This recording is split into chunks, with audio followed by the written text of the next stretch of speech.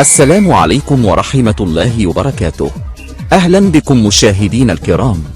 نستعرض لكم اليوم موعد مباراة النادي الأهلي القادمة ونادي شباب بلوزداد الجزائري في الجولة الرابعة المؤجلة بدوري أبطال إفريقيا والقناة الناقلة.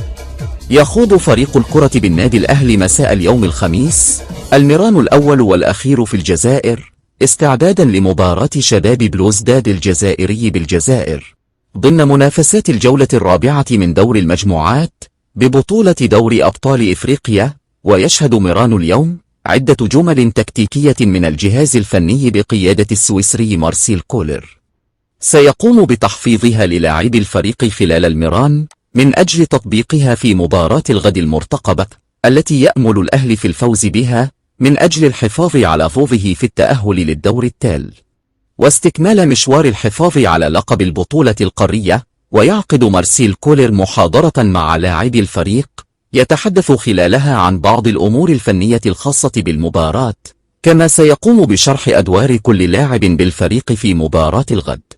بعدما شاهد المدير الفني ومعاونيه ملخص لبعض مباريات الفريق الجزائري التي خاضها الفترة الماضية في بطولة الدوري الجزائري وكذلك في دوري أبطال إفريقيا.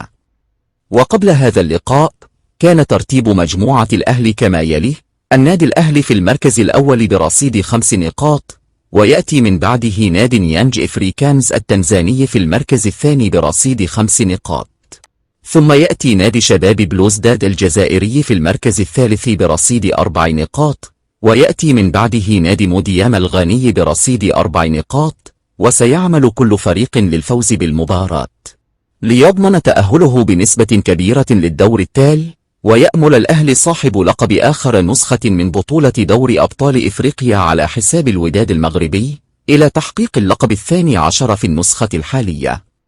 ويستعد النادي الأهلي لمواجهة نادي شباب بلوزداد الجزائري بالجزائر يوم الجمعة القادمة الموافق 16 من فبراير في المباراة المؤجلة من الجولة الرابعة بدوري أبطال إفريقيا. وتنطلق المباراة في تمام الساعة 9 مساء بتوقيت القاهرة والسودان وسوريا والأردن وليبيا ولبنان وفلسطين، والساعة 8 مساء بتوقيت الجزائر والمغرب وتونس، والعاشرة مساء بتوقيت السعودية والعراق واليمن والكويت والصومال والبحرين وقطر، والساعة 11 مساء بتوقيت الإمارات وسلطنة عمان، والساعة 7 مساء بتوقيت موريتانيا. وتنقل قنوات بي إن سبورت مباراة النادي الأهلي ونادي شباب بلوزداد الجزائري في الجولة الرابعة بدوري أبطال إفريقيا في وجود استوديو تحليلي يضم كوكبة من نجوم الكرة العربية. كل الأمنيات للنادي الأهلي بالفوز بالمباراة، تمنياتي لكم بمشاهدة ممتعة، وإلى لقاء جديد. السلام عليكم. لا تنسوا الإعجاب بالفيديو والاشتراك في القناة تشجيعا لنا لنستمر بنشر المزيد إن شاء الله.